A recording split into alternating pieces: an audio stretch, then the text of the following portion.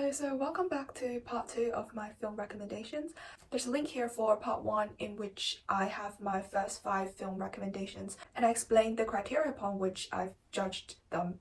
So which is basically like the reason why I chose those 3 films, and this is part 2, and in this part I will be going through the next 5 films that I would like to recommend.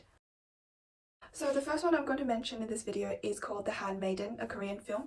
I have briefly mentioned it before in another one of my videos, which I will link here. This right now is where I'll give a more comprehensive summary of this film. The protagonist, Hideko, is a rich Japanese heiress who's imprisoned by her uncle, and her uncle wants to marry her for her wealth. There's also this man called Fujiwara who's pretending to be a Japanese count, but he's actually not, and he wants to come and attract her fancy so that she would elope with him in order to marry her and acquire her wealth.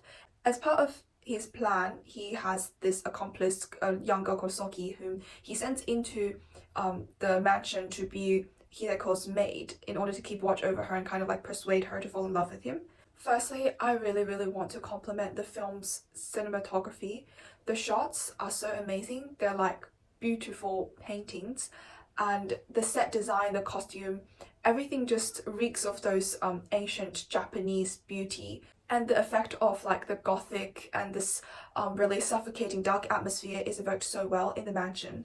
There isn't that much I could say about the plot without spoiling it, because honestly the plot twist is one of its biggest highlights. I can just say storyline, chronological rearrangement, different shifting perspectives. It's really fascinating and surprising, but it's actually pretty well portrayed. Like, it's not confusing like a lot of different perspective for time shifts are. Some of the key messages that I love about the film: first, it's so powerfully portrays like the terror, the fear, the oppression, and this sort of suffocating fear of women who live under the patriarchy in that context. It's particularly evoked with really good background music, the setting, and all the things that the women were kind of forced to do. And the camera work really portrays this sort of erotic male gaze really well, and I think that is one of the central concerns of the film. Second thing, I think it sends a really powerful message. It's the idea of female madness. It discusses how female madness is the only way for females to express their anger and their oppressed selves without kind of disrupting the male patriarchy's like sensibilities. And madness is also used very strategically as a weapon for Hideko to attain her freedom. I really like the ending. Without spoiling it too much, I'll just say it's really cathartic. Like, it's probably not the most realistic ending, but I think it's very suited for the film's message, and like just for audience experience, I felt very cathartic after watching the ending. Second film is a Japanese one. It's called Umimachi Diary. I like this more direct translation because Umimachi is basically Japanese for seaside town, so it's like their diary in a seaside town, but their more direct English translation goes Our Little Sister, and I can see why they've translated it given what the plot consists of. So it's basically a very like wholesome, calm, peaceful family movie with obviously very beautiful scenery and camera works. So it's about 3 sisters who live at their deceased grandparents' house in this idyllic seaside town. They had a father who divorced their mother, and the movie starts from their father's funeral, and they go to the funeral and meet their younger sister by their father's second marriage for the first time. And when they're going to return home, the elder sister Sachi suddenly has this spontaneous thought. She decides to invite their half-sister Suzu to come and stay with them.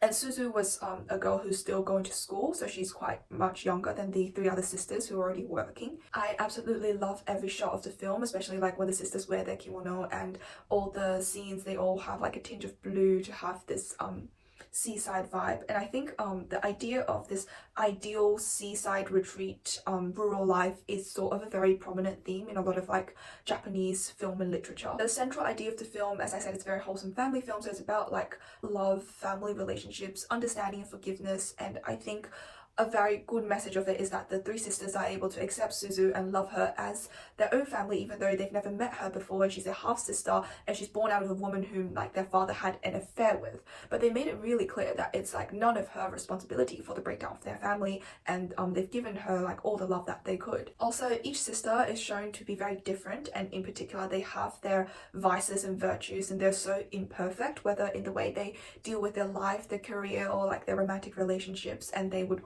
they obviously like quarrel with each other like all siblings do, but like all of their quarrels always kind of end on a sort of like nice still like harmonious and mutual understanding vibe. And I think overall the film really giving out this sentimental feeling for the old Japanese traditional slow way of life. The next film, The Reader, it's obviously super famous. I think most people would have watched it, at least like heard of it. So it's set in post-war Berlin and it has a very long time span. In the beginning of the film, we have the protagonist Michael, who was only a 15-year-old boy, and then he meets this much older 36-year-old woman, and they have an affair. So this woman, Hannah, she has an apartment, and then he would regularly come to her apartment to have sex with her, but the only requirement is that every time he comes, she wants him to read to her. So he reads a lot of like the texts that he studies at school to her. And then one day Hannah suddenly disappears, and that was the end of the first part. And as Michael grows up, he studies to be a lawyer, and one day as part of his course he was like observing the trial of former SS guards, and he sees Hannah being prosecuted on that trial. So it's basically about a group of female guards who let like 300 Jewish women burn to death inside a church. And the co-defendants, they're accusing Hannah of signing the document that authorized it, so like framing her for the leading role, and she kind of like tacitly accepts it. But Michael realizes there's something wrong because obviously Hannah couldn't read. And so Hannah ultimately receives a life sentence. And at this point, I think this film really stood out to me as completely different from all the other like Holocaust reflection films, because in all the other films it's kind of like the focus is on the bad things that happened in the Holocaust, and the characters are rather flat and whose only value is to serve as kind of tools, representatives of certain like actions or positions. But this film is different because given that we're introduced to Hannah firstly as a human being completely unrelated to the Holocaust.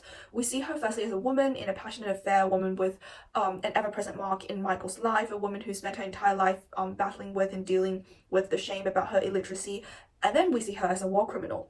And like the film does not attempt to defend the crimes that she's done just because she's been framed as a flesh and blood character that we love. Nor does Michael or Hannah herself attempt to excuse her crimes, but it allows us just very fairly to see that foremost she's a human, and then she is a war criminal. So it's really painfully realistic that Michael does not attempt to do anything for Hannah, even though he does still care for her a lot. So it's kind of like this very careful treading the line between justice and human relationships and mutual empathy. Later, when Hannah was serving her sentence in prison, she receives tapes given by Michael. So he recorded himself reading certain like canonical books, and that kind of is like a very deja vu to their connection when he was a boy, and that encouraged her to borrow books in prison and match up the tape with the words, and she eventually learned how to read and write.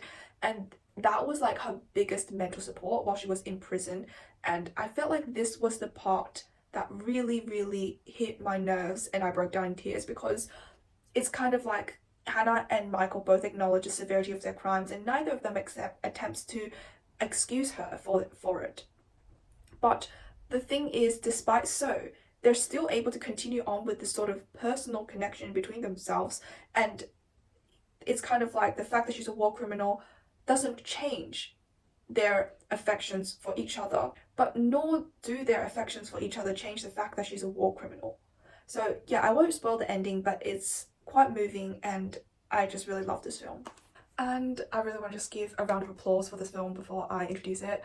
It's Parasite, and this Korean film, I would say it's arguably the best film of 2019. I am so wowed by it, and I feel like it's so rare for a film to combine a sort of commercial interest and the powerful conveyance of a deep and meaningful message, and I think this film did it so perfectly. I'll try not to spoil the plot twist because I think they're very central to the film, just like the case of the Handmaiden, but it's basically about poor family, the Kims, and they're unemployed. The son of the family finds himself as a job tutoring the daughter of the rich family, the Parks. Through this route, he manages to get his entire family employed as different roles working for the Parks family, and they've done a bit of like dodgy, unethical stuff and like forgeries through the way, but eventually each of the family members have procured a job working for the Parks family, and obviously they pretend like they don't know each other, but it's just like through connection with this one rich family, all of them manages to find employment, and hence the idea of Parasite. I think it's a really brilliant work in the tragic comedy genre because the first half has like very comedic vibes. The Kim family uses like forgery and certain unethical, dodgy but kind of funny tactics, but there's like a plot twist in the middle, and then after that plot twist everything just turns really dark and kind of really intense, and it goes very tragic towards the end. And the sense of tragedy really largely comes from the comparison between like the day-to-day struggles of the lower class Koreans compared to like the luxurious higher class life of the Parks and their friends. If I have to say in one word what the film is about, I would definitely say it's about class. So here are a few like central ideas that I want to discuss. So the first idea is, conventionally we say the poor hate the rich because they're selfish and they're indifferent or disdainful towards poor people upon which like their wealth and enjoyment are built. And however, the Parks family are portrayed as very nice people actually. And the father of the Kim's family, Ki-tae Kim, raises a question. They're nice because they're rich. It's kind of like they could afford to be nice because they're already rich and comfortable. So the question now becomes, is being rich a sin itself? It's like regardless of how nice those rich people are, the fact that you're rich and it seems like you forever owe the poor people something. So the film also seems to imply in its ending that no rich person can sincerely care for poor people. It's all like facades or just like pity, and they could never care for them on equal basis. And so the thing is kind of like the niceness seems insincere, and that's why it's insufficient to redeem them from the fact that they're rich, and that's just a sin in itself. And the second point is that in the film, it's entirely the Kims who have done like illegal stuff and unethical stuff, but it's these stuff are portrayed as necessary for their survival, while the rich people, the Parks, are portrayed as really, really nice people. They're not only nice and friendly, they also seem a bit like naive and dumb. The question it raises is like, whether someone is a good person, what are their moral lines and standards, it's really very largely influenced by their socioeconomic status. So can we really separate our judgment of whether someone is good or not from their socioeconomic status? That is the question. And yeah, the third one really very much in the title, who are the parasites? So at the surface it seems obviously the Kims are parasites on the Parks, but really the parasite can be understood in a way such that it's kind of like the leisure class are parasitic on the lower class who really do all the hard work and build the foundations for economic progress in the society, and the leisure class is just kind of like leeching off it. All of my friends have literally walked away from this film so impressed, and I have not met anyone who's walked away like disliking it. Last one but not least for this video is called Never Look Away. The direct German translation can go as Work Without Author. So it's a German film.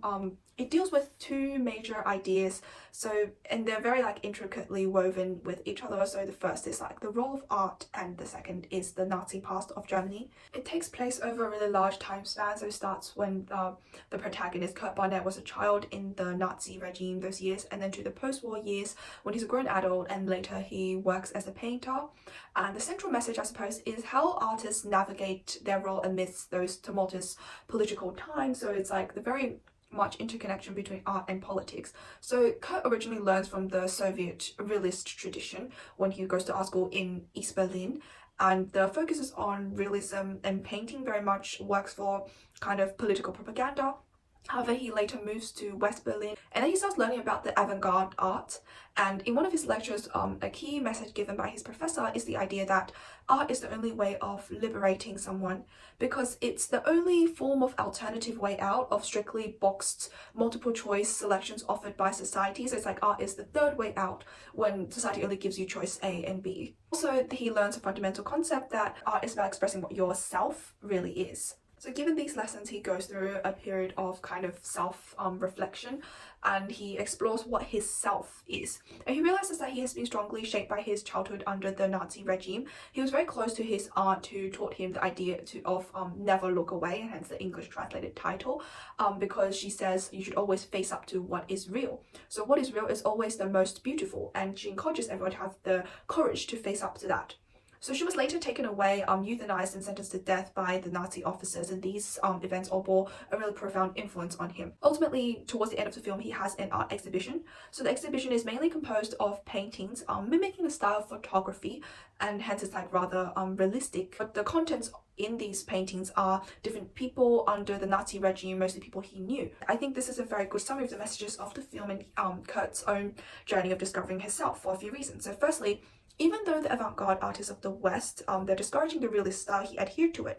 And that is not as a result of his former Soviet art education, but it's because he sees it as a key constituent in his own worldview as shaped by his art, because his art taught him to face up to what is real.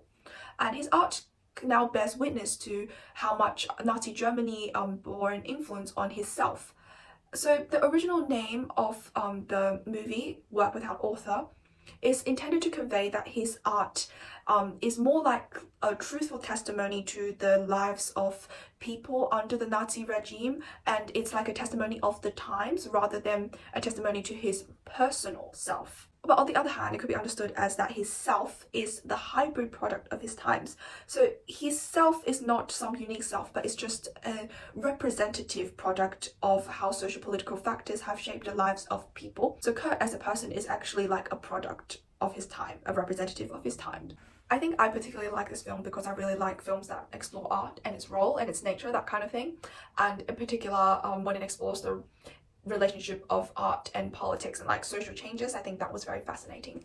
So here is a wrap for my film recommendation series, and I've given out all my 10 films that I really wish to recommend. As usual, if you really enjoyed my channel, please don't forget to like and subscribe.